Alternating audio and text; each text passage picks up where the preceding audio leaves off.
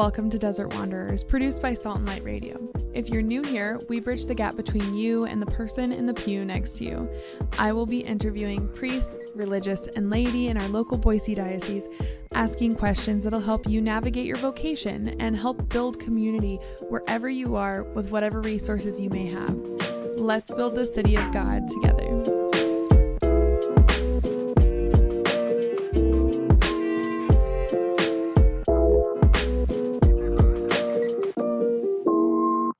Welcome, Father John. How are you? Good to be here again. Long time. I'm so glad to have you on. Like I said, when I was talking to Sister Joachim, your story came to mind too, and then I realized she's not from France. She's from, from UK. England, Yeah. right? But and then talking to Father David, I was like, man, all these French people, they're so holy. Yeah, I told you have to learn French if you want to be in heaven, because that's the common language there. I think so. I mean, that or Italian, right? Well, yeah, okay. So today we're here to talk about the Holy Family. Right. We are going to talk about the Holy Family and their poverty and the idea of Christmas. Right. Yeah. Yeah, and the Holy Family is, first of all, a mystery. Yeah. So we shouldn't immediately compare it with the best human family. There's something different because they are so obviously centered around a mystery that neither Joseph nor Our Lady can comprehend. Yeah. So it's a mystery to be lived in faith. Well, one of the things I wanted to talk about is to kind of contrast from how Christmas is celebrated today. Right. You know, it's interesting because obviously Christmas today in our Western culture and probably everywhere also is clearly a moment of joy, but it's also so secular and in a certain way so noisy.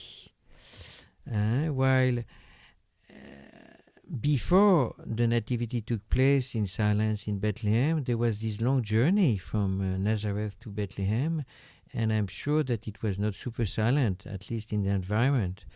And even arriving in Bethlehem, they were knocking at all the doors to find a place, and they were rejected. So it's a joyful time, but it's also, I wouldn't say sorrowful, but it's a grave time for Joseph and Our Lady. During the women's conference last year, not 2024. Right. So Carrie Daunt talked about the joyful mysteries. Right. And how the joyful mysteries, I don't think we would consider as joyful. In what sense? What do you mean? Well, like you have, it's joyful that she gets told that, she's going to be carrying the God's son, right? Right.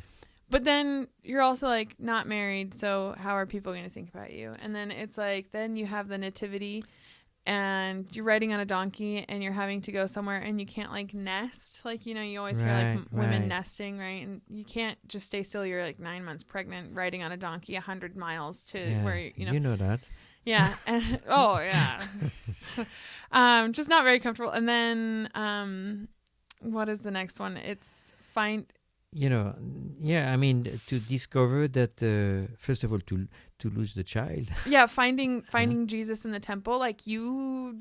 And before that, the prophecy of Simeon, which is your heart will be stabbed. It just doesn't seem super joyful. No, I agree. I agree. And in fact, there's a French mystics who used to say that the sorrowful mysteries start with the Annunciation, because Our Lady has to accept, in a certain way, joyfully, obviously, but also painfully, that she will have to give birth by giving a humanity capable to suffer to the Son of God. And the last thing that we love somebody, the last thing that you want is to give a chance to the one that you love to suffer. Yeah. And she gives this chance to the Son of God to enter in the human sufferings. So souls are already there. Well, so going back to thinking of Christmas, I think when I think of the Holy Family, it's a surrendering.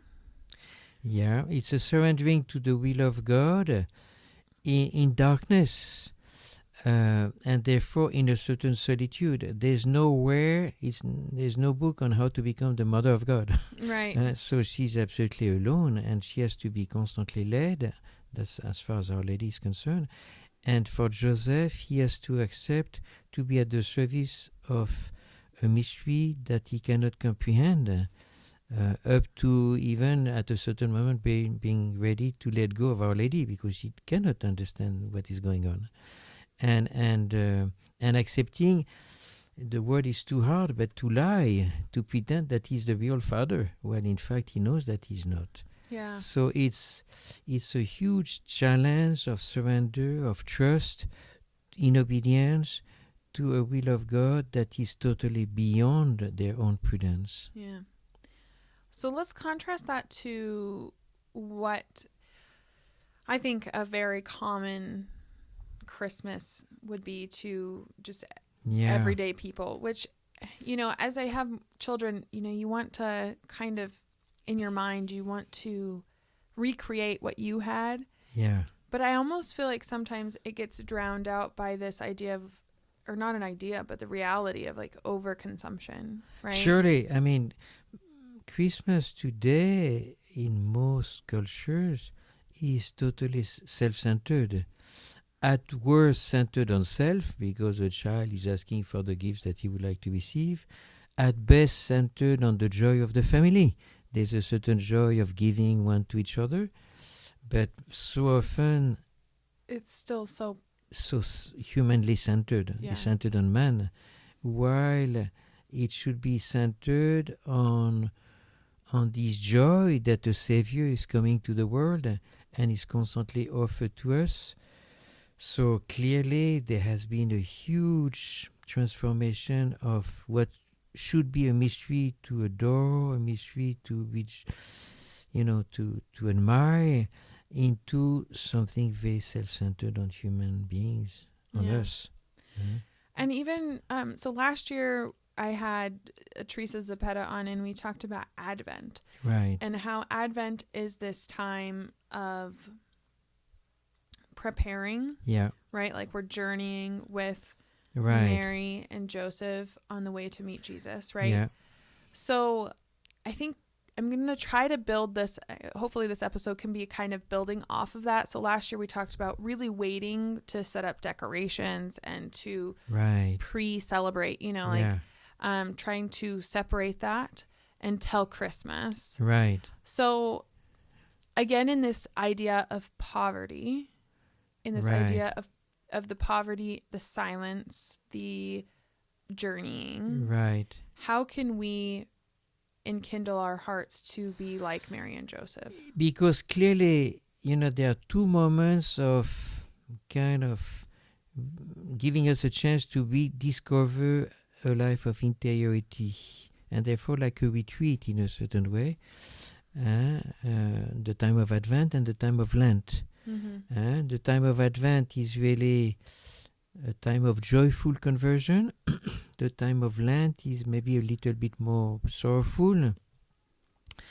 But the liturgy is there, at least the color of the vestments, which is purple in both cases, meaning, yes, you prepare for the joy of Christmas, but prepare your heart and convert, which is a little bit the message of John the Baptist, in order to prepare the people of Jerusalem to receive the Messiah when he starts his apostolic life and convert. So I think the main conversion, as always, in order to understand what we have to do, we have to look at the end of it.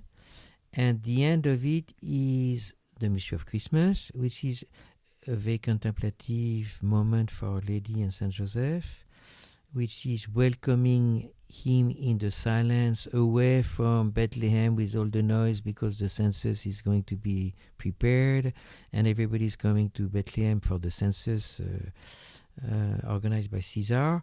So it's really a time of interiority in Bethlehem, in the Nativity place, time of silence, time of solitude.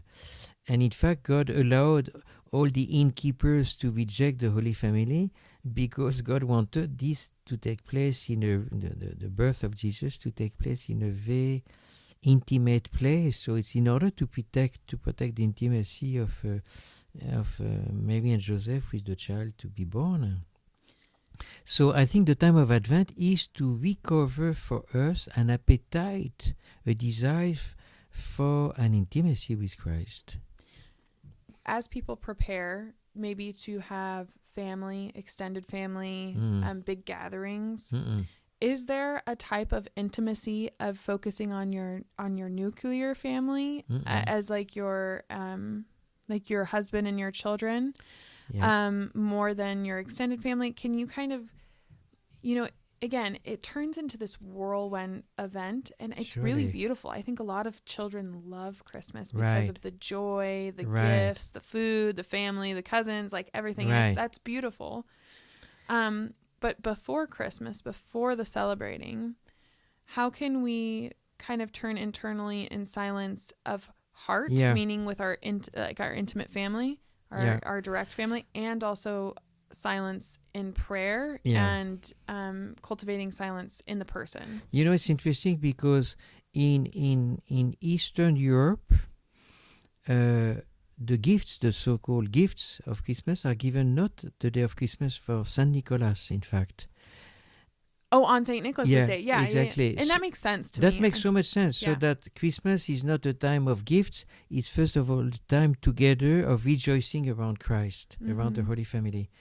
And I think the gifts that we are used now to give on Christmas Day or Christmas night, I think spoil the whole thing. There's a wisdom of giving those gifts before, so that Christmas recovers. And I know some families who have chosen to live Christmas that way. The gifts will be given before, so that Christmas will be really a time of intimacy of the family around the mystery of Christ.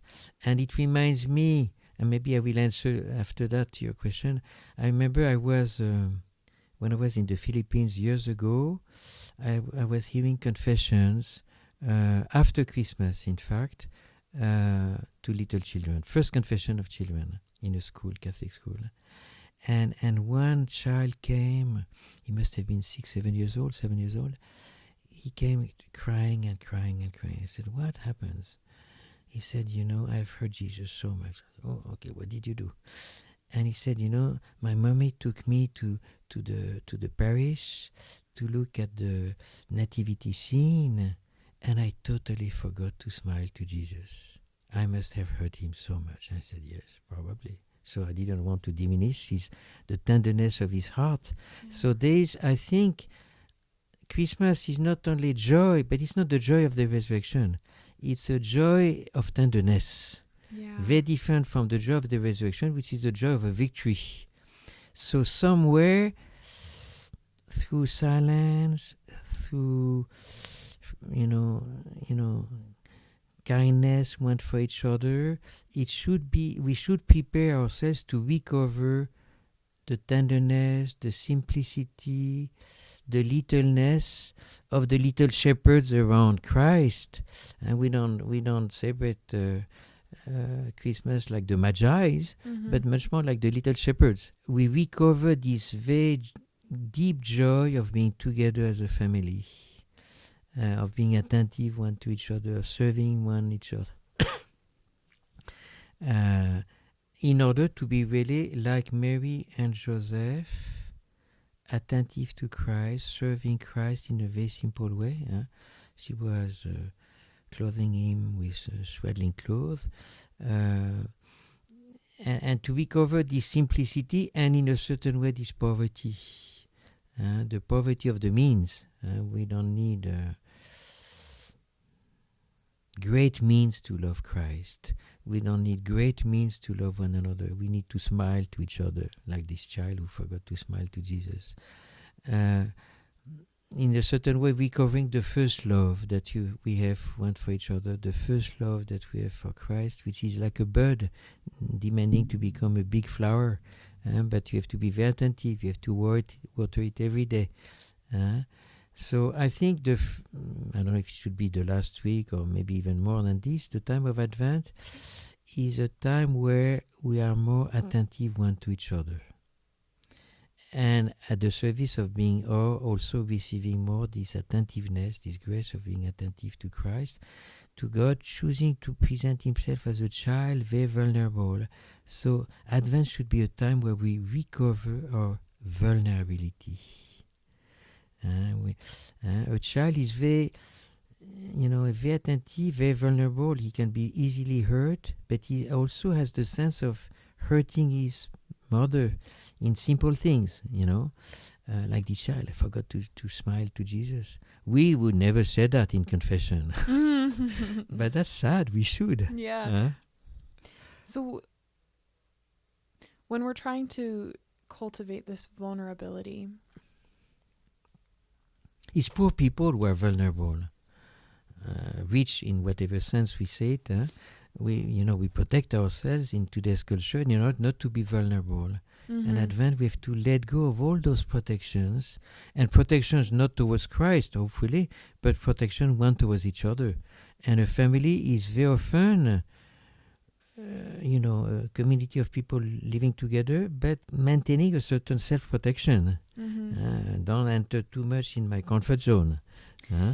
Is there when we talk about vulnerability in a family, is this going to be, I guess what I'm trying to think is this a time when you ask your spouse or ask maybe your older children in what ways you can help serve them, or I guess, or is it time to even be like, this has been weighing on my heart for a while, and I want to like air it out in the peace, like in the, with the anticipation of Christ coming, so that we can truly rejoice. Like, what does that look like?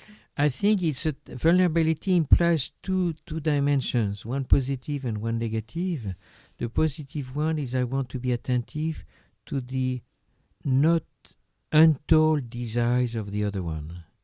And for example, a child knows that his mother needs help, but she doesn't need to say it.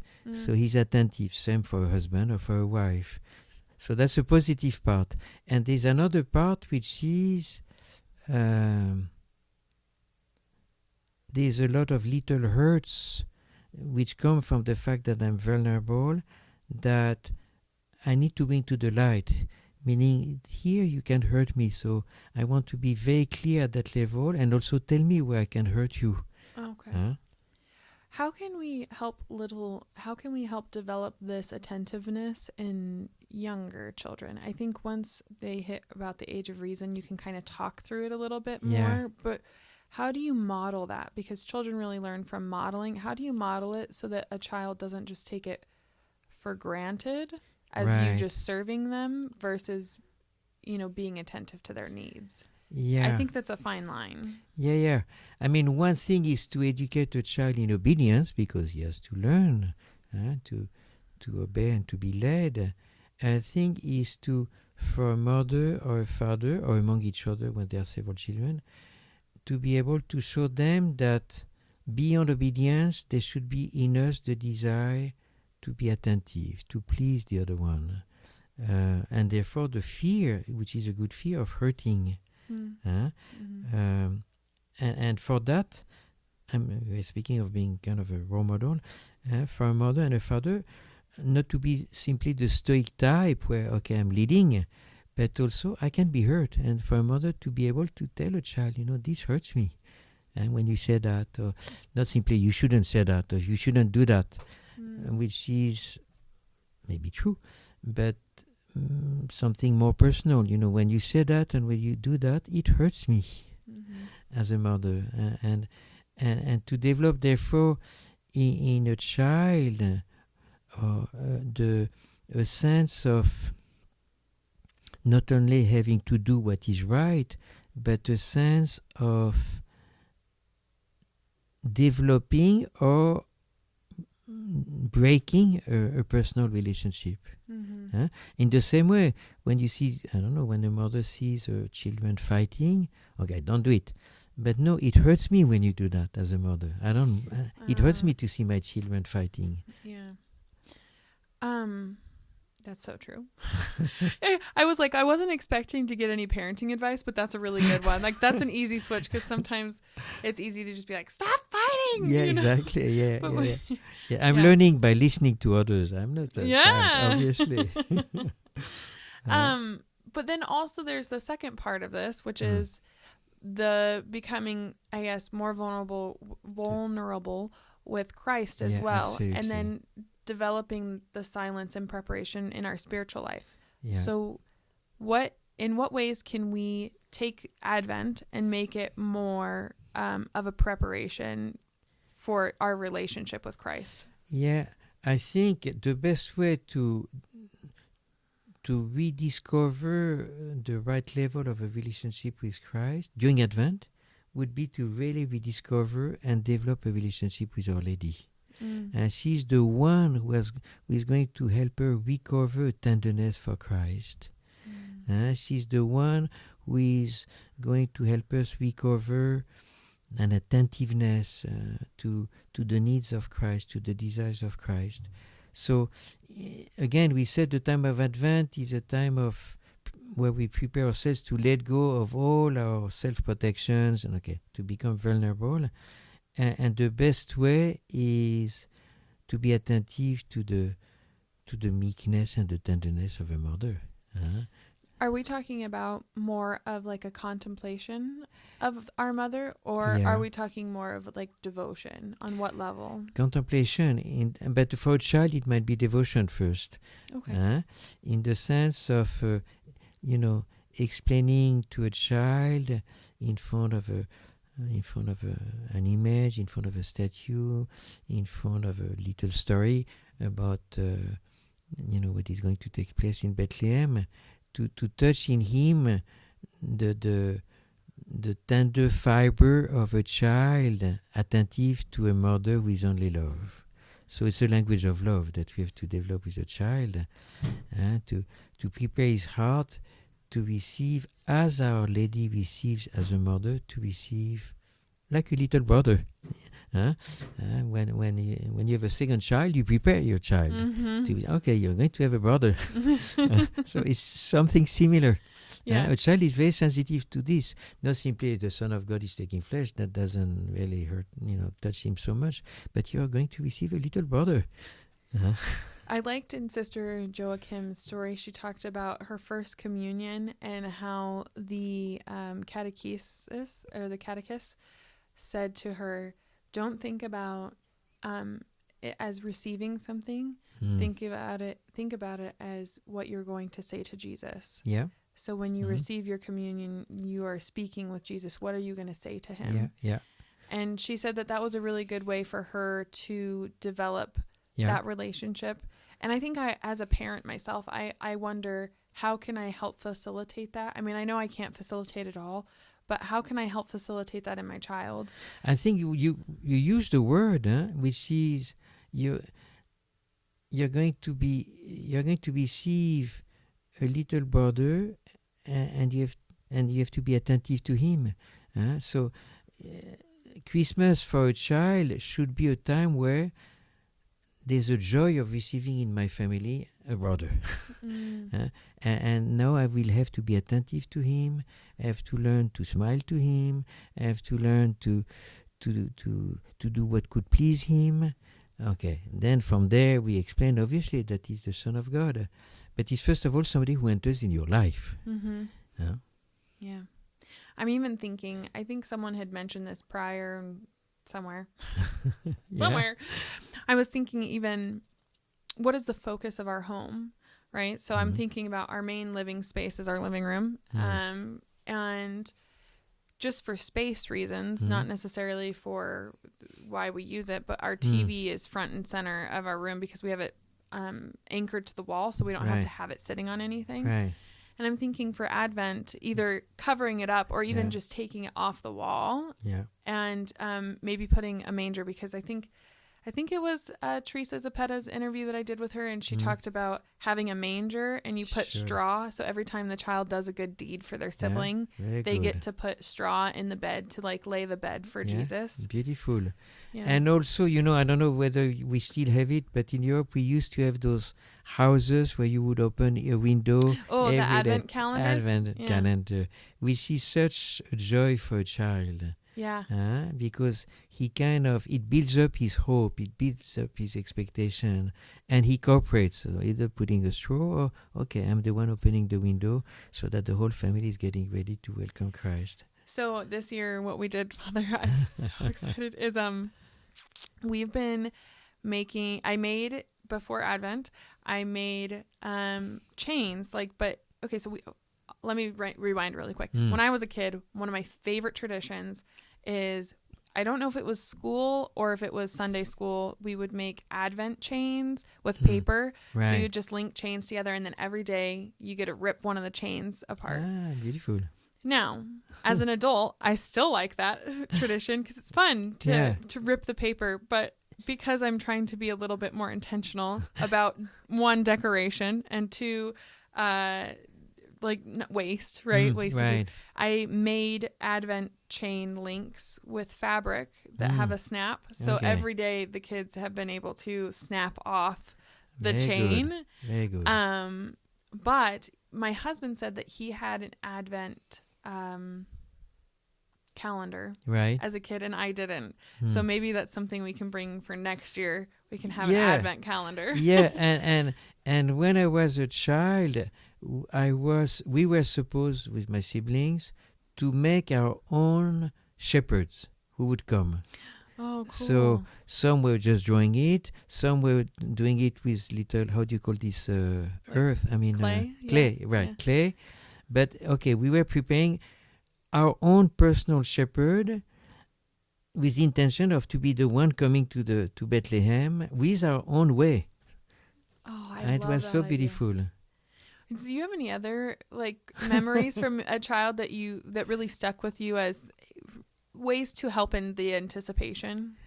Yeah, I think because when I was a child, we for different reasons, I spent when I was really small, spent a couple of Christmas in Germany.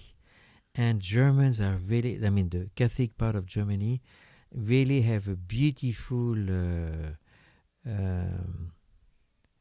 joy of preparing Christmas. Also, maybe the best memory the best joyful and sorrowful was as a priest when I was in Texas. We would go for the posada, Mm-hmm. so we would go and visit, and we did a posada in the jail. And I will always remember one of the moments in the jail was to visit a cell where the prisoner was in confinement. He couldn't go out. Okay. So I remember because part of the posada we asked to open the door to the Holy Family. And we sing it. And please open the door. We need a place to stay with the child Jesus. And this man, I will always remember, answered crying, "You know very well that I cannot open the door." Oh. So that was a very intense, we were about 10 together singing, an intense moment where, we had to accept the fact that the joy of Christmas sometimes is not shared by everybody for different reasons. This man was a prisoner, was an inmate in a prison, was not allowed to open any door. He was inside alone. That was a sad moment. With the, hold on, I'll ask this. With the other inmates, were you able to, or prisoner, were you able to, they opened their jail cell? Yeah, exactly. Oh, that's beautiful. Yeah. That would be really beautiful, I think, in many ways, but I can see how profoundly sad that would be. And then the last, you speak of memories of Christmas, a very joyful one. It was in Kenya, in fact, in Nairobi. I was giving a retreat there. And the sisters asked me to go and celebrate Christmas Mass in a jail. And there it was the moment where all the prisoners could be outside. And they were singing like Broadway. It was the best Christmas Mass, the best choir that I ever heard. Because they wanted it to be as long as possible. Yeah. In order to be out of their cells. That's beautiful. Okay, well, another question I would have then goes into... So we kind of talked about our family unit. Yeah. And the responsibility we have for our family unit. And then I would like to talk about our responsibility for our extended family, but then I also want to talk about the extended, or our responsibility to the poor. Because, I'll say in the U.S., although there isn't, the needs of the poor aren't as maybe drastic as someone from, Haiti or, other parts of India and other parts of the country, where there are real slums, like not, not low income housing, but really actually quite awful conditions. So how can we, one, what is our responsibility to our extended family and being the light of Christ to them? And then what is our extended family, or what is our responsibility to people that aren't related to us? So I think, first of all, with our extended family, if we have a chance to be together with them, or even if they are not, but we can contact them in different ways, I think it should be a time where the joy of Christmas allows us to go much further in forgiving each other.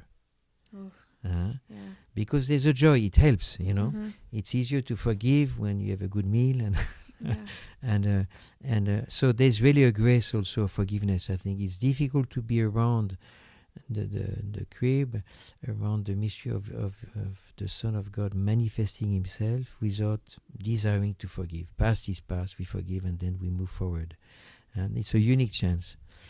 Now, for the poor, I think we should always remember that even if there's no maybe material poverty or imposed on some today, unless they choose it, sometimes the street people choose to be there for whatever reason.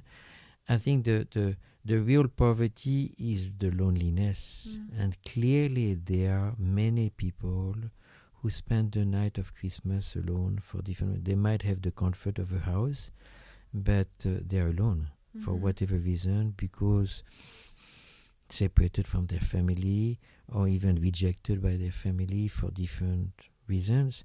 So I think it would be so good to keep a time for others, either the day before Christmas or on Christmas Day if it's possible. After it's already too late, I think. And that's the hard thing, I think, about living in a society that isn't necessarily Catholic. Right. Because Christmas is a day, right? Whereas one thing that we've been trying to do is to try to extend the Christmas season at least to, the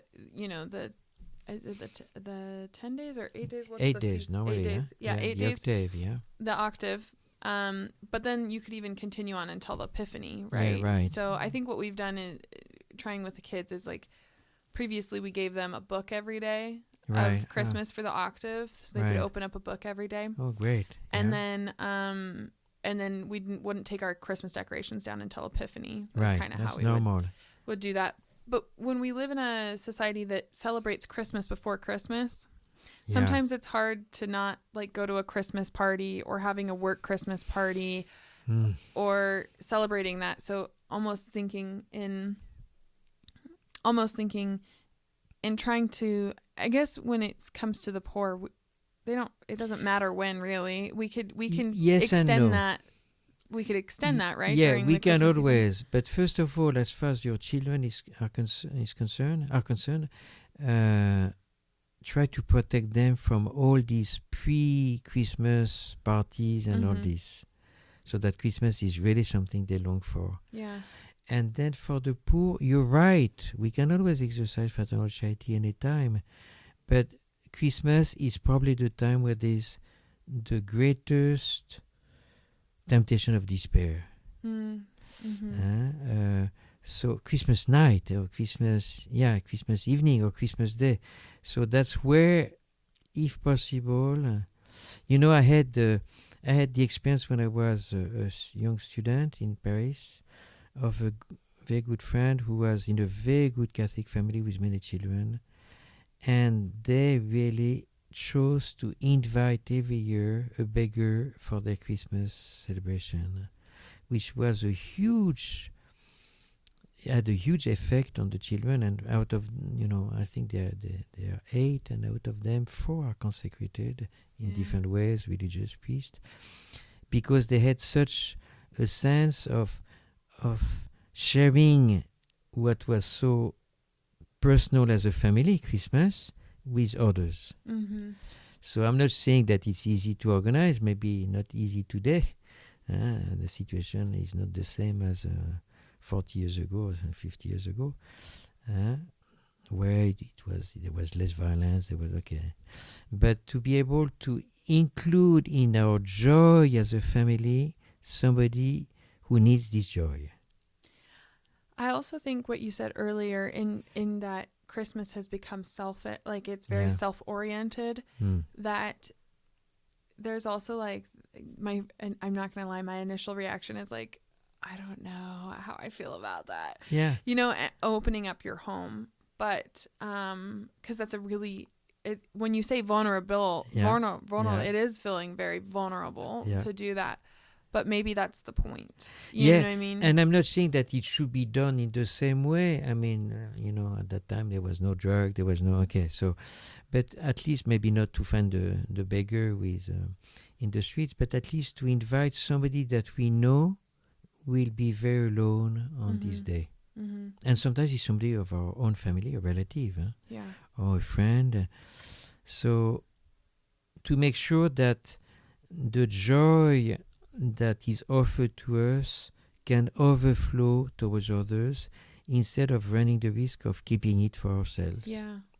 Which is really Bethlehem, the joy of Our Lady, very silent, the joy of Saint Joseph, so silent. They accept to share it with with the shepherds. They accept to share it with the Magi's. They could have said, no, we just want to have this time for us. Yeah. I think that, like, you're right. The initial reaction that you want is just like, this is so good. Let me hold on to it and keep it into myself. Right? Yeah, absolutely. But love is only that. Love is it demands to overflow. It demands to overflow, and we discover, in fact, that in inviting others to share this joy increases our joy. Yeah. If it is lived properly, obviously. But I think it's a huge witnessing for children. How can we even, not just for children, but even in our own lives, how can we foster a giving heart? First of all, by being attentive one to each other. Because sometimes it's easier to give ourselves to outside of the family than to give ourselves within for whatever reason, because there are little big walls of resentments or whatever it is. And at the same time, for religious, sometimes it's much easier to give ourselves outside than to our own community. So, first of all, by being constantly choosing to be constantly in a state of gift within the family, which is an amazing school of self-giving. You know that better than me, for children, but also for a spouse. And then I think not being too over-attentive, which is sometimes the risk today, of all the miseries of the world, and totally forgetting the misery of our own neighbor. Because now through the news, through the medias, we know everything, all the miseries in the world, but in fact it brings us to be somehow under anesthesia. We don't feel anything about anything. Well, and it's also, what can you do, right? Exactly. About things so far away from you. Yeah. So you feel the misery, you feel the despair, you feel the injustice, but you can't do anything about it. Exactly. And after a while you don't feel it anymore, even sometimes. Yeah. Well, there's a neighbor just next house who is alone or who needs help, or somebody we work with, and in fact we might forget to be at their service also, to be a gift for them also. So I think in charity there's something that St. Thomas Aquinas underlines. Fraternal charity is first of all, there's an order, is first of all exercised towards those who are closer to us. It's easy to love all the Chinese because I don't see them. But, my cousin, my uncle, who is not necessarily easy to talk to, and I have to remember to call them, so there's a certain order that should help us remain in a very real, very practical way in a state of gift. And I think what you said earlier about how it is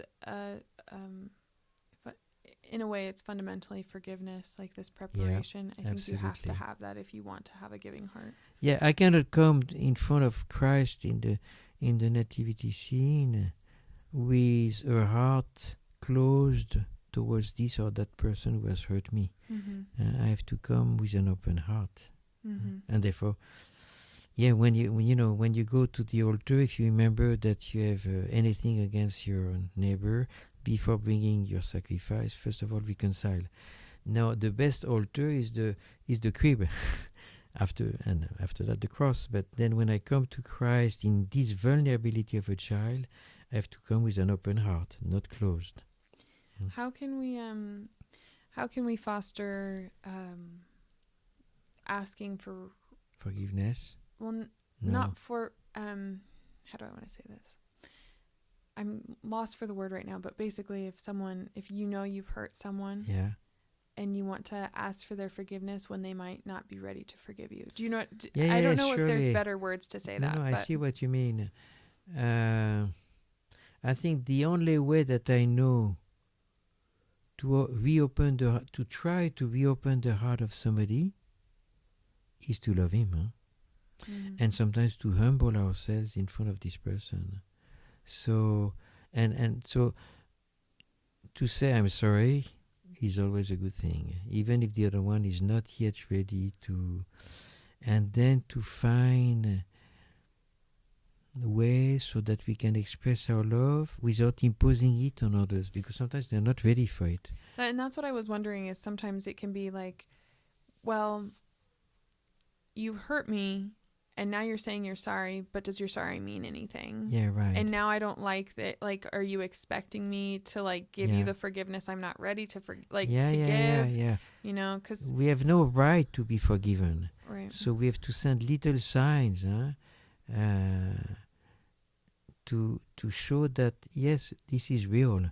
But maybe not give a huge sign because the other one is not ready for it. But a little sign, in different ways. A little service, a little gift, a little phone call, a little, something which in a certain way protects the right of the other one to say yes or to say no. Well, if you dump on the other one a treasure, 200 roses, then it's difficult for the other one not to be a little bit crushed by the love that we pretend to offer. Yeah. Unless they were praying to Saint Therese, right? Yeah. So. Okay. That would be the sign. That would be their sign. Okay. And then I think the one thing I was gonna, to kind of wrap up a little bit, I wanted to go back to the Holy Family and how we should, because when we hear the Nativity story, it's they have Jesus, and then they have the shepherds, and then they have the Magi. So as we're continuing through the Christmas season to Epiphany, how should we try to celebrate those days past Christmas, I suppose? Past Christmas Day, like beginning of the celebration. There's indeed all these movements of the shepherds, of the Magi's, but I think the heart of Our Lady, the heart of Saint Joseph remain totally silent. They are not distracted by any of those. The Gospel tells us that Our Lady was keeping everything in her heart, but she was not distracted. She kept all those words that the shepherds... And I think that the best way, if I can say so, is to put ourselves in the shoes of Saint Joseph. Meaning he learned how to receive, to contemplate, to admire, and to love the child Jesus through Our Lady. So she's the one who, in her silence, in her gestures, but also in this admiration, which was probably quite clear by looking at her. She was so attentive, more than any mother towards a child. Joseph learned how to enter in the mystery of this intimacy between Our Lady and Jesus. And I think that's the whole, in a certain way, the whole Catholic, it should be Christian, but the whole Catholic understanding of the mediation. She mediated for Joseph what should be his fatherhood. And what should be therefore his intimate relationship with the child Jesus, but it was through her. So I think for us, whatever noise after, we should enter more and more, using more and more the mediation of Our Lady. Beautiful. I love the I heard this when I was in high school, but it's Mary is the moon, which reflects the light of the sun. Yeah, surely. Her son. Yeah.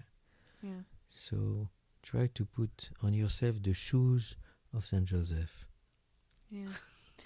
Well, thank you, Father. I'm so glad that you were able to come in today. I'm so thankful for this little reflection, and I'm excited to continue on with the Advent season. Yeah. So pray for me. I will pray for you. You pray for me. Yes, surely. Thank you. Would you like to end in a prayer? Yeah. Speaking of all the praying for. Yeah. The name of the Father, and of the Son, and of the Holy Spirit. Father, we first of all thank you for your gift of love and the gift of your Son. We ask you to help us discover the heart of Jesus in all its vulnerability. And we thank you really for giving us his mother, Our Lady, our mother. She's the one given to us so that we get to know better and better the heart of Jesus, and through him, your own heart as a father. And we finally ask you to help us use this coming time of Advent in a way that silently, with Our Lady, we are more and more attentive to the love, but also the poverty, the vulnerability of the heart of Jesus, the need of Jesus to be loved by each one of us, the thirst of Christ. In the name of the Father, and of the Son, and of the Holy Spirit. Amen. Amen. Thank you so much, Father. Thank you.